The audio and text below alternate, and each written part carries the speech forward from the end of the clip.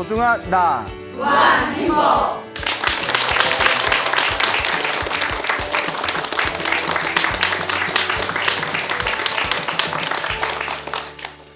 예, 만나서 반갑습니다.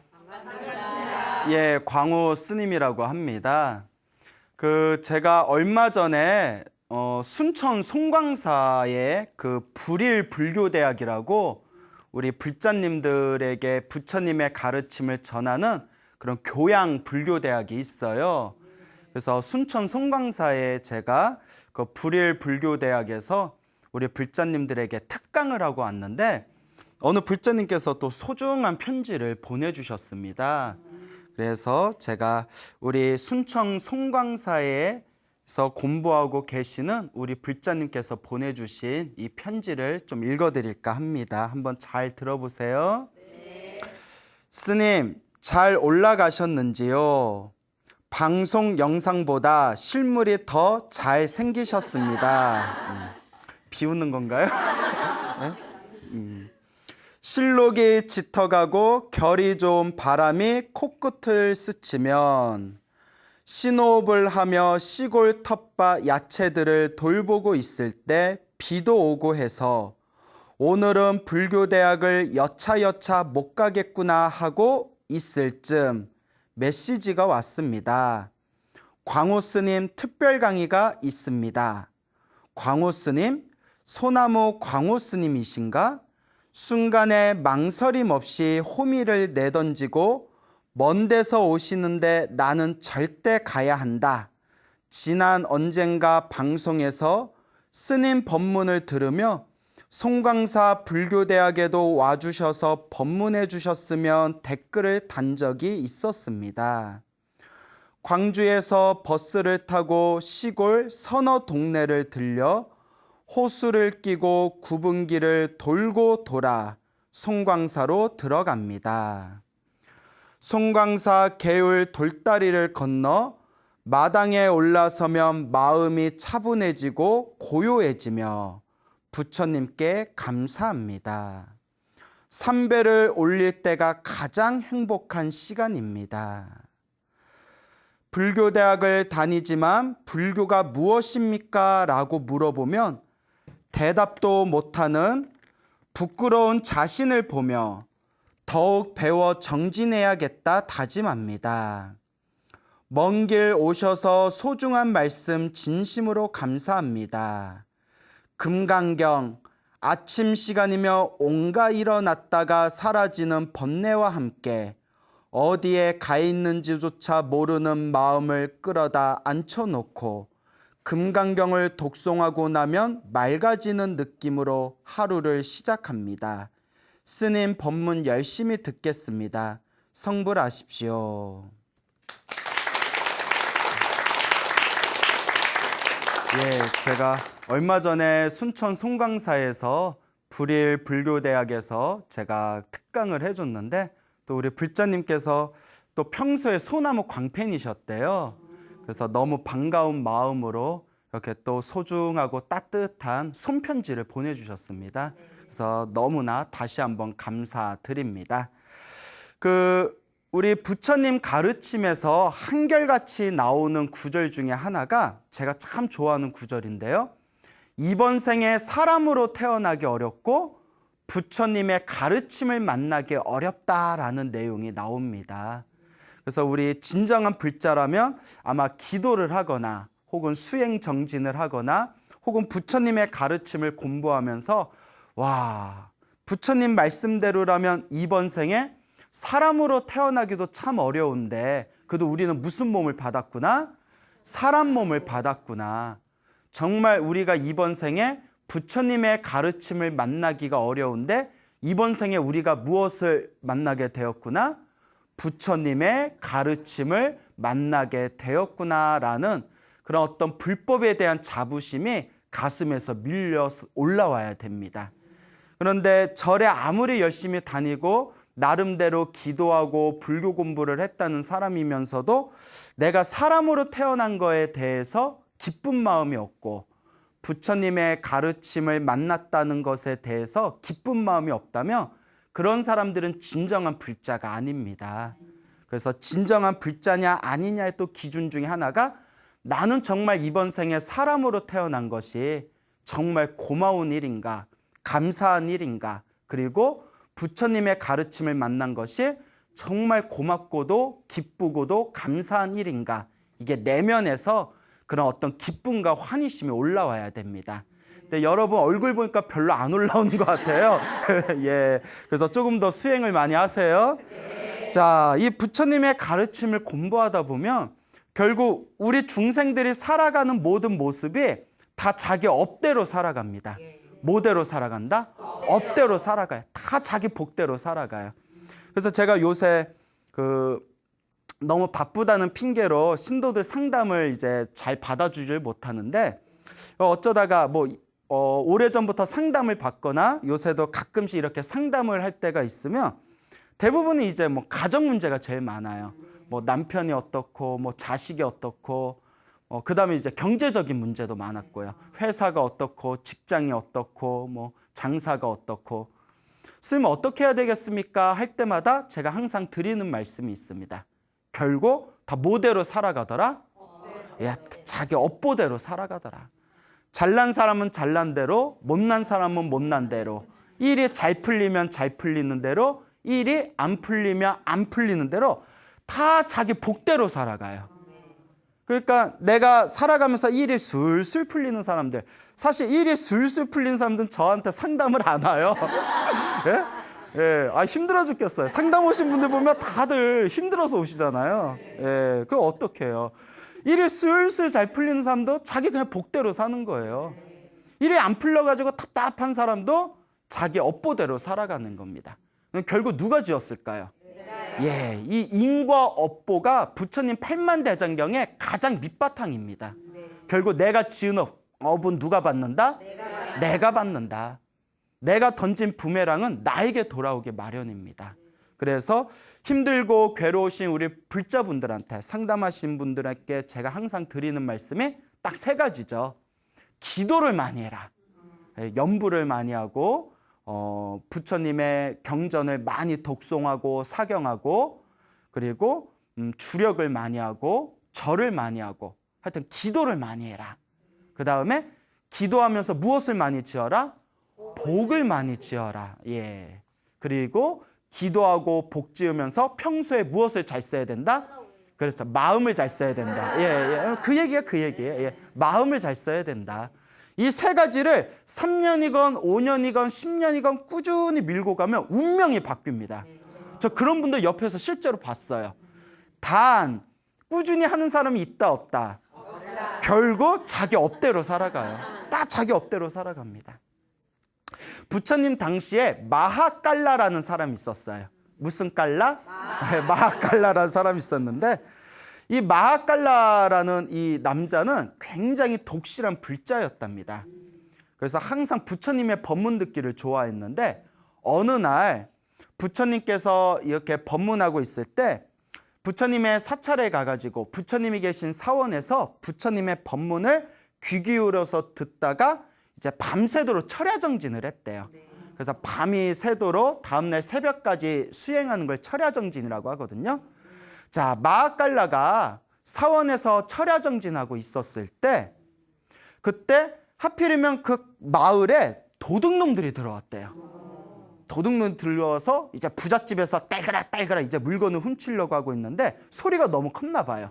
이제 주인하고 그 이제 집안의 사람들이 이제 잠에서 깬 거예요. 누구야? 도둑이야! 하니까 이제 이 도둑놈들이 도망가겠죠? 그러니까 도둑이야! 라는 소리를 듣고 마을에서도 막 주민들이 나와가지고 도둑을 막 쫓아갔대요. 그래서 이 도둑놈들이 바로 이제 자기 턱 밑에까지 이제 사람들이 쫓아오니까 이제 사방으로 흩어집니다. 사방으로 이제 막 흩어져가지고 그래서 이제 한 도둑놈이 이렇게 도망을 갔는데 하필이면 부처님 사원을 지나가고 있을 때 그때 마하깔라가 새벽에 아침에 이제 철야정진 마치고 사원에서 막 나와가지고 사원 앞에 있는 연못가에서 세수를 하고 있었대요. 왜 그때 나오냐고. 예? 그때 도둑놈이 막 도망가다가 예라이 하고 마하깔라 앞에다가 자기가 훔친 물건을 앞에다 툭 던지고 도망을 갔대요. 그러니까 마앗갈라는 막 세수하다 뭐지? 막 이러고 있겠죠. 그때 뒤에서 사람들이 도둑놈을 쫓으러 와가지고 사람들이 우르르 왔다가 마앗갈리 옆에 그 도둑놈이 훔쳐간 물건이 딱 있는 걸 보고 사람들이 오해를 한 거예요. 야, 이 도둑놈아, 너 도둑놈이면서 어디 부처님 사원에서 법문 듣다가 지금 막 나온 것처럼 연극을 꾸미냐 하면서 막 두들겨 팹니다.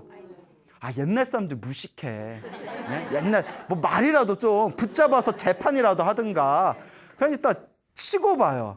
예. 그리고 여러분, 우리가 인도하면 뭔가 영혼의 나라, 막 성스러운 나라, 영적인 나라 이러잖아요. 야, 해외 토픽 보면 내가 남의 나라라서 뭐라 말을 못하겠고 정말 위험한 동네예요. 예, 특히 시골 쪽으로 가면 엄청 위험하대요. 특히 여자 혼자 가면 큰일 난답니다. 얘기 다 들으셨죠? 그 2600년 전에는 오죽했겠어요. 그 자리에서 두들겨 패가지고 마앗갈라가 맞아 죽었어. 맞아 죽었어요. 그래서 죽은 시체를 이제 마을 사람들이 연못가에다 이렇게 집어 던졌대요. 그것도 부처님 사원 앞에 있는 연못가에다 시체를 또 집어 던져. 그 글을 읽다 보면 아, 정말 무식하다 이런 생각이 듭니다. 사람이 맞아 죽었잖아요. 그때 이제 아침에 돼서 스님들이 이제 사원 밖으로 나와서 이제 빗질도 하고 이제 물도 뜰 겸 앞으로 왔는데 그 사원 앞에 연못가에, 큰 연못가에 뭐 사람이 둥둥 떠 있어요. 뭔가 하고 봤더니 사람 시체예요. 스님이 깜짝 놀라가지고 스님들이 끌어당겨서 봤더니 하필이면 또 누구예요? 마앗갈라예요. 그 스님들이 이렇게 독실하고 불신 깊은 불자가 이런 참변을 당하다니 이게 무슨 일이란 말인가. 그래서 이제 시체는 마앗갈라 집에 보내줬겠죠. 그 스님들이 너무나 답답한 거예요. 그 부처님께 찾아갑니다.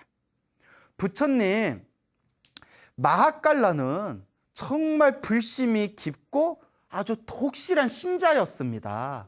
근데 오늘 새벽에 맞아 죽어서 시체로 발견이 되었습니다. 이게 어떻게 된 겁니까? 자, 이 말에는 인과법에 대한 어떤 믿음이 흔들리는 걸 우리가 느껴질 수가 있어요. 분명 우리가 좋은 일을 많이 하면 복을 받고 부처님의 가르침을 잘 믿고 따르면 큰 선업과 공덕을 받는다라고 우리 알고 있잖아요. 그런데 그렇게 불신 깊은 독실한 불자였던 마앗갈라가 맞아 죽어 버렸으니 야, 이거 부처님이 얘기한 게 다 뻥인가? 괜히 부처님 믿고 젊은 나이에 머리 깎고 이게 뭐 하는 짓인가? 뭐 그런 생각도 할 수가 있었겠죠. 그래서 부처님께 이와 같은 답답한 마음을 고했더니 부처님께서 다음과 같이 이야기하십니다. 이번 생에서만 마앗갈라가 맞아 죽은 걸 본다면 그것은 분명히 불합리하다고 느껴질 것이다.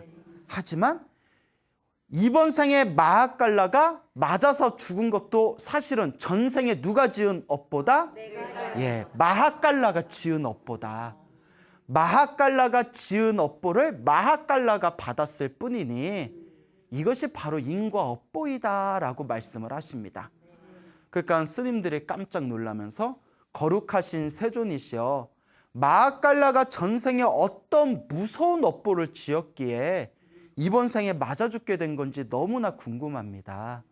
저희들에게 법을 설하여 주시옵소서라고 청을 올립니다.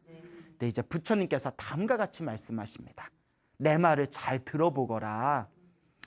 마앗갈라는 머나먼 과거 전생에 군인이었다고 합니다. 군인 대장이었대요. 이 군인이었는데 그 어느 큰 나라에 한 그 마을이 있고 도시가 있었는데 그 도시와 마을 사이에 또 큰 숲이 있었다고 합니다. 그 숲에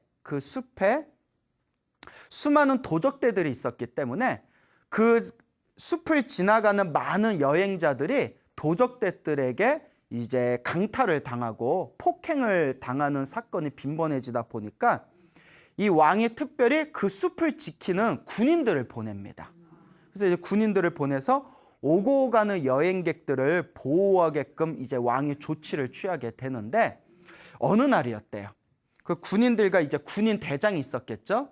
그 숲 입구에서 이렇게 가만히 있다가 이제 지나가는 여행객들을 이제 군인들이 호위해 주면서 숲을 무사히 지나가도록 이렇게 보호를 해줬는데 저기서 딸그락 이제 마차가 이렇게 오고 있더래요.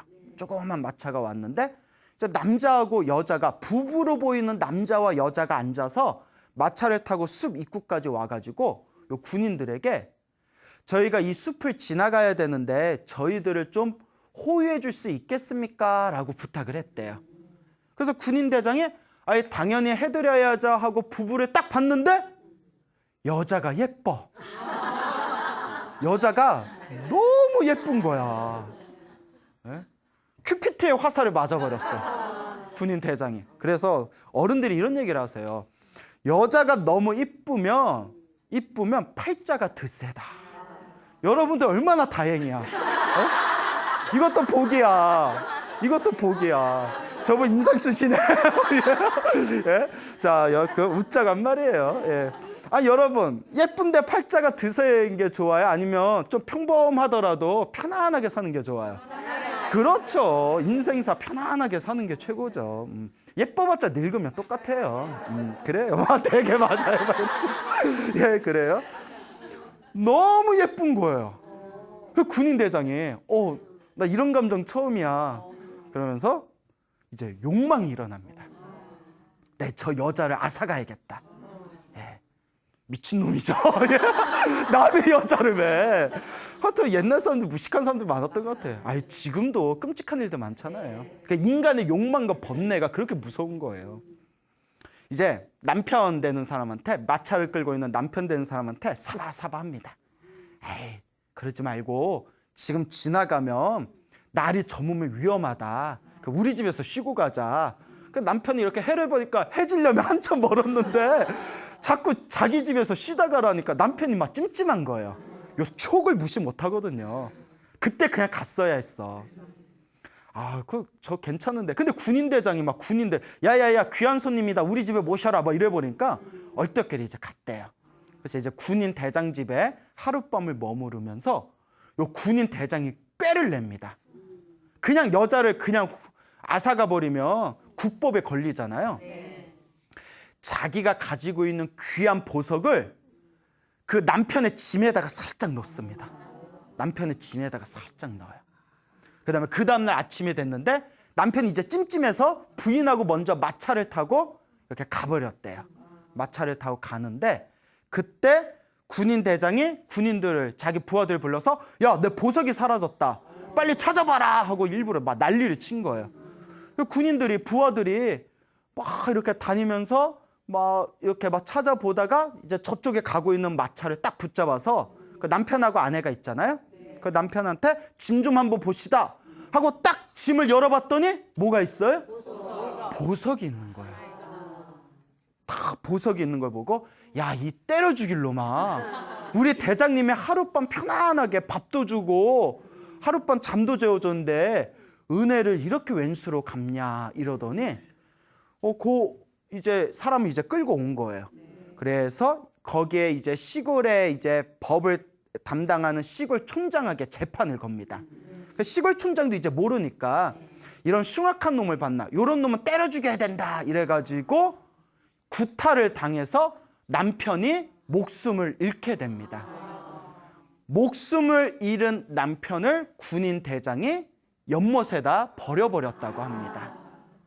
자, 그 남편을 모함해서 여자, 아내를 빼앗기 위해 남편을 모함하고 남편을 죽여서 남편을 연못에다 던졌던 군인 대장이 이번 생에 바로 누구였다? 마하깔라였다. 이 마하깔라는 그때 군인 대장이었을 때 목숨을 마친 뒤에 손살같이 지옥에 떨어졌었고, 지옥에 떨어지고 지옥에서 나온 뒤에도 수많은 생 동안 인간으로 살면서 끊임없이 맞아 죽어야 했던 업보를 당했다고 합니다. 그리고 이번 생에도 마하깔라는 과거 전생의 그 흉악한 그 범죄에 의해서 이번 생에도 맞아 죽게 되었던 것이다. 결국 누가 지은 업보다? 자기가 지은 업보라는 거예요. 얼마나 무섭습니까? 그래서 저도 이런 생각을 해본 적이 있어요. 젊었을 때 주변에 이렇게 보니까 왜 저렇게 절에 열심히 다니시고 기도도 많이 하시고 복도 많이 지었던 불자님인데 집안에 큰 풍파가 닥쳐가지고 굉장히 힘들어하고 괴로워하던 혹은 안 좋은 일이 빵빵 터졌던 그런 불자님들을 옆에서 본 적이 있었습니다. 그러면 어렸을 때 저도 젊었을 때 무슨 생각을 했냐면 저렇게 기도도 많이 하고 복도 많이 졌는데 왜 저런 일이 생길까? 부처님이 영험이 없나? 왜 안 도와주실까? 왜 그런 일이 생긴 것일까? 근데 경전을 차근차근 공부해 봤더니 그것도 다 누가 지은 업보였다? 예, 다 내가 지은 업보였다. 결국 불법의 핵심은 인과 업보입니다. 자기가 지은 업은 반드시 누가 받는다? 자기가 받는다. 근데 여러분들도 살아오면서 남을 힘들게 하고 상처 주고 괴롭힌 적이 있었더라면 이번 생에 그 업장, 그 업보를 조금이라도 참여하고 녹여내야 됩니다. 무슨 말인지 알겠습니까? 그렇기 때문에 여러분들 삶에 있어서 좋은 일도 나쁜 일도 다 누가 지은 업이다? 내가 지은 업이다. 그러면 어떤 분이 이런 생각을 하실 거예요. 스님, 내가 지은 업보를 내가 받을 수밖에 없다면 결국 내가 지은 업을 그대로 내가 받는 거라면 절에 다닐 필요가 뭐가 있고 수행할 필요가 뭐가 있고 복지할 필요가 뭐가 있습니까? 라고 생각할 수도 있을 겁니다. 근데 제가 항상 드린 말씀이 있죠? 크게 받을 걸 어떻게 받는다? 작게 받는다. 내가 지은 업을 피할 수는 없지만 크게 받을 걸 작게 받게 된다. 그러면 마하깔라 같은 경우는 무엇일까요? 마하깔라는 절에 열심히 다니고 법문도 열심히 들었지만 맞아 죽는 걸 피할 수가 없었잖아요. 근데 우리 논리로 하면 크게 받을 걸 작게 받아야 되잖아요. 근데 죽어버렸잖아요. 죽는 것보다 더 어떻게 작게 받아? 자, 마하깔라는 과거 정생에 그렇게 무섭고 무거운 업보가 있었지만 이번 생에 부처님의 법문과 가르침을 잘 들은 그 공덕의 힘으로 이번 생에 수다원가를 얻게 됩니다. 죽기 전에. 수다원이 무엇이냐? 아라한이라고 많이 들어보셨죠? 번뇌와 욕망이 완전히 소멸한 성자를 아라한이라고 해요. 근데 아라한이 될 때 4단계가 있어요. 수다원, 사다함, 아나함, 아라한이 있는데 자, 수다원을 얻은 사람은 7생 안에 몇 생 안에? 7생. 태어나고 죽고 태어나고 죽는 7생 안에 아라한이 된대요. 무슨 말인지 알겠죠? 예, 그래서 마하깔라는 자기가 지은 업보를 자기가 받을 수밖에 없었지만 또 한편으로는 부처님의 가르침과 법문을 잘 닦고 가르침을 잘 받아들였기 때문에 이 마하깔라는 7생 안에 번뇌와 욕망이 사라지는 성자가 될 수 있는 수다원가를 얻었었다는 거죠. 그리고 이와 같은 마하깔라가 이번 생에 이 강력한 선업과 공덕의 힘에 의해서 이번 생에는 비록 맞아 죽었지만 다음 생에는 어디에 태어난다? 하늘 세계에 태어나거나 또 인간으로 태어나도 훨씬 더 좋은 몸을 받게 된다는 겁니다. 그래서 악업은 악업대로, 선업은 선업대로 결국 누가 받는 것이다? 내가, 자기가 받는 것이다. 그리고 내가 살아오면서 과거 전생에서부터 알게 모르게 지은 업보가 두껍고 많다면 그것을 조금이라도 녹일 수 있는 가장 강력한 힘이 바로 무엇이다? 바로 기도하고 복 짓고 마음을 잘 쓰면서 이 선업과 공덕을 짓는 것이 가장 중요하다라는 것을 우리 소나무 애청자 분들께서는 꼭 명심하시길 바랍니다. 알겠죠?